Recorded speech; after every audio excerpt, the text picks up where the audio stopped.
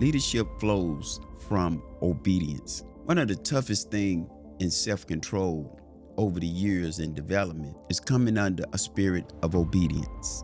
When you come under a spirit of obedience, you can gain that leadership and that direction and that self-control you need. Imagine your self-control is so strong that everything and everyone connected to you just grows. Today, I want to talk about self-governing, where it multiplies everything in your life. And one of the things I've learned is that the spirit of self-control has to be in our ministry and in our personal lives as leaders. So, as we begin to lead and draw people into our lives, they must see that self-control that we carry within ourselves.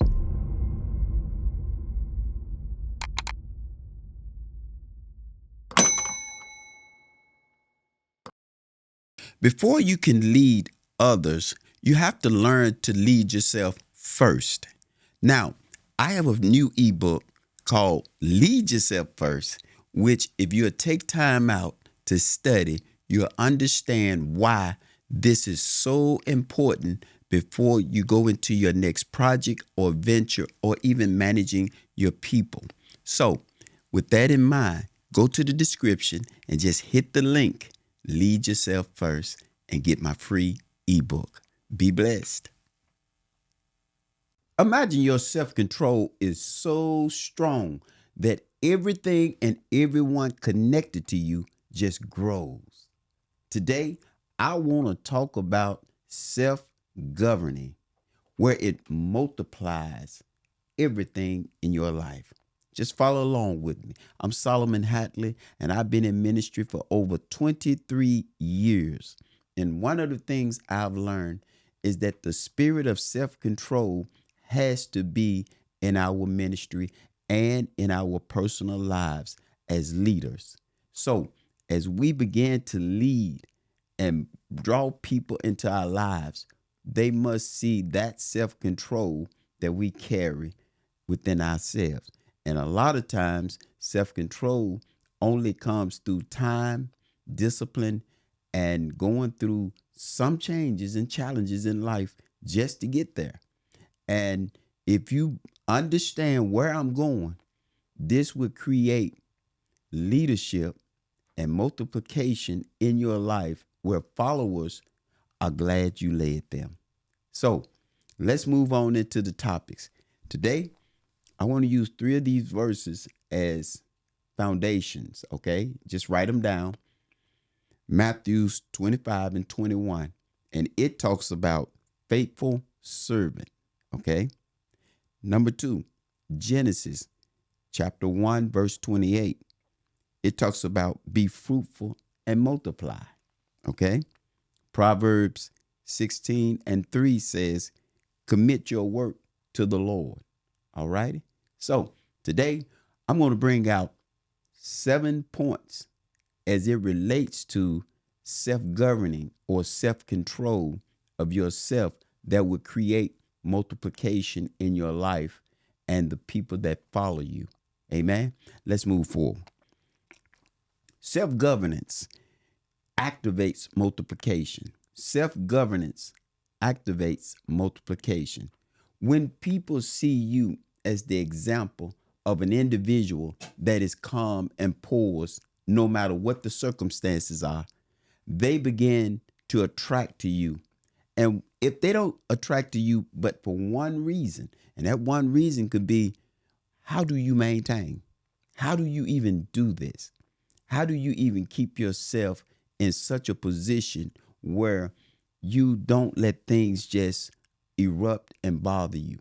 I remember one of my mentors, he used to speak to me all the time as a younger man in my 20s. He used to tell me, he says, be careful. Don't allow people to get you up off your point so easily. And the reason he said that to me is because in those years, it didn't take much to say to me to get me to blow up and to move in such a way that I'm angry or I'm mad. Well, that meant that I had no self-control. So the thing about that was you have to get to a point in your life where you don't let things just get you off point. Don't make you upset about a little bit of what my grandmother used to say, nothing. Okay? You just let nothing get to you. And so we have to watch how we carry ourselves and remembering that self-control activates that multiplication because people want to know what's going on with you. What causes you to rattle and what causing you to do what you do, especially as a leader. A leader has to be very, very aware of where they're headed, what they're doing, what they're going through, so that they don't allow disruption to get them off point, thereby creating multiplication in their lives as leaders. Amen. Alignment releases authority. That's number two. Alignment releases authority. When you have yourself in alignment and in tune with the visions and the things that are at hand, the objectives, the transformation, okay, will begin to show authority. Okay. When you are under serious and deep self-control, and the possibility of being there is so great that people look at you and they begin to recognize the authority that you have in yourself and around you. You know, you have to get to that point where you know that you're in alignment. Be aware, understand, know the things that you can do and the things that you can't do, whereby creating a more authoritative look and a more authoritative character, because you know and you're for sure in that thing which you know, and that's what's important. Okay, so get yourself in an alignment with knowing what self-control really is. You know, when you stop and think about it, okay, authority only comes on that thing in which you know. Okay. Earlier, I just mentioned staying on point and don't allow people to just get you off point. Well, when you're in alignment, you're not going to allow that to happen. They're not going to be able to move you from the left nor to the right, back or forward. Why? Because you're in alignment. And when that alignment is so strong, guess what? You're carrying authority. Okay? You're carrying just that strong authority. Is that aura, is that air about you that says you can't just, rattle me like this. And that takes time. It takes a lot of time and understanding and thought to understand who you are and what others may see you as. Okay? So you have to take time out to get yourself in alignment in order to carry that authority. Okay? To carry that authority. So self-control in the alignment is very, very important. Amen. Leadership flows from obedience. That's number three. Leadership flows from obedience. One of the toughest things in self-control over the years in development is coming under a spirit of obedience. When you come under a spirit of obedience, then you can pretty much gain that leadership and that direction and that self-control you need. Because that which you refuse to obey is probably going to come at you all the time until you catch that point. Okay? The same tasks, the same ups and downs, the same everything are going to consistently come to you and push you until you decide, hey, I'm going to obey. I'm going to do this. So good leaders know how to get into that alignment of obedience, and they have that self-control that allows them to move forward and to keep doing what they're doing. You have to know what it really means to be in leadership, okay? To be in leadership and obey.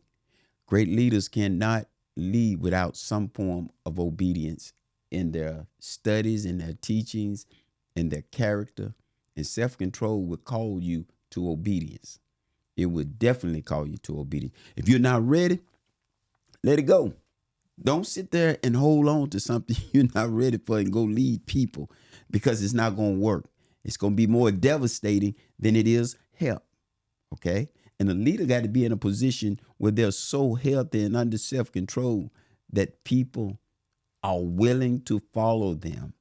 That's what's creating the multiplication, because they're willing to follow. They're willing to come along with you. Hey, all righty. Number 4, governed leadership builds healthy family. Self-controlled leaders, let's say it like that. Self-controlled leaders build healthy families. And that's true. That's very true. I've been around so long and I've gone through issues of my own where I'm having to identify, if I had been a little bit more self-controlled, then certain things in my life would not have happened. Things would have probably came on and went a different way. And so you begin to realize that self-control as a leader helps keep your family strong and healthy. You got to know when to say no, and you got to know when to say yes. I'm going to tell you a little secret. Sometimes in my family, I'd rather say no first than to commit to yes. Some people say, why would you do that? Because when I say no, I can always turn to yes. But when I say yes to a situation, when I really need to turn and say no, then it's going to be a little bit harder. That ship is going to be a little bit harder turning around in the water, because I gave it my word and I gave a commitment. So as a leader, to have a healthy family, ask yourself, does everything need a yes answer? And if it doesn't, then just say no where you're able to say yes at the end of the day. So it gives your family that understanding of who you are and what you're about in your leadership style and skill. Okay. Number 5. Okay. Order attracts increase. That which is disciplined, self-controlled, self-governed will always attract increase, because that's where we really see growth, because it's in its natural order. It's doing what it's supposed to do. It's saying what it's supposed to say. People have to realize you cannot do anything in disorder. You have to be able to sit and be in order for increase. It's like looking at a seed being planted in the ground. If you plant that seed and it stays there, then it will go through that natural germination. It will go through the natural forces that it goes through to get it to become the plant it's supposed to be. But if you turn around and you take that same seed out of the ground, then it's not in its order, in its natural fit. It's not in order where it can receive the increase from the rain and the nurturing of the soil that it's going to take in order to grow. So order has that same principle. It has that same concept that we must begin to realize, that you have to be in order to increase. A lot of time in business, especially when we are purchasing homes, we have to be in order. Okay, if our paperwork, our documents are not in order, we don't get the home, we don't get the car, we don't get certain things that we are applying for on credit terms, or just terms, or whatever, creative finances, because people want order. Okay, people that know business want order, and that's what you got to look at real close. Order. A lot of time we don't think order creates increase. Sometimes we don't want to discipline ourselves. We don't want to have the self-control it takes to get that order straight in our lives. Amen. We have to stop and ask ourselves that, are we in order to receive the increase? All right. Now, number 6, legacy is shaped by daily decisions. Legacy is shaped by daily decisions. A lot of times we have to understand what it really means to build a legacy. As you're building your legacy, you're having to face off with this every day. You're having to do this every day to ensure that the legacy you're building is being protected. And a lot of times people don't understand that, how important daily decisions really are to the legacy and to the things that they're building. When you're in that building mode, you got to know this. You got to be able to build and be constructive at what you're trying to get done. And once you see that and once you identify that, then you can keep pushing forward with better decisions each day. Why? Because you're under self-control. Your self-control is going to be everything to your legacy and to your decisions each and every day that you move through life. So when you're working on transformation of certain habits that you want to get rid of, remember, this is counting towards your legacy. It is everything you need in order to get to where you're going to go for your family and for the future. Okay? That legacy. What are you leaving behind? That self-control is very important as you make your decisions daily. Finally, let's talk about number 7. Faithfulness qualifies leaders for expansion. Faithfulness qualifies leaders for expansion. When we are faithful and consistent, okay, being consistent, when we're consistent and faithful at what we're doing, then expansion takes place. Okay? Expansion takes place. Now you're becoming qualified for the expansion. So many times we want to just get out and lead and just say, hey, let it happen. I need it quick. Give it to me. You see, and when it comes down to it, we have to understand what that faithfulness is about, what that consistency is about.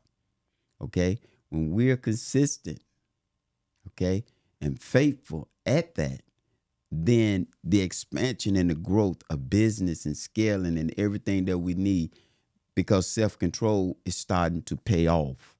Everything is starting to grow. Everything is starting to move forward. The business, our ideas, everything is being entrusted into us more and more. Why? Because of our faithfulness. You know, you have to be faithful in order to get things done and accomplished. And that takes self-control. It takes understanding. It takes that wherewithal. And to remember that I'm going through something, that is requiring me to obey. And when that self-control is there and you're willing to go through that, then you'll start realizing, hey, it's something. It's something here. It's something taking place in my life. Okay, because it's expanded. I'm seeing increase. I'm seeing things happen. And I just know that when you begin to stay consistent and faithful at what you're doing, you begin to experience the expansion. Okay? I need you to write this in the comment. I'm ready to lead myself better.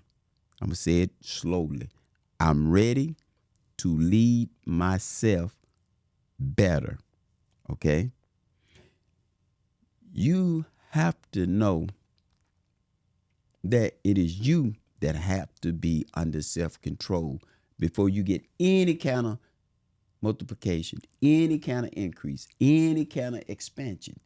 Anything that you want positive to happen in your life starts with your own self-discipline. Okay? Now, if this message sharpen your leadership skill, subscribe and share. And if you're ready to upgrade how you lead, start with yourself. Okay? Connect with Promise Seeker Coaching. Your next level begins with self-control. Until next time, be blessed.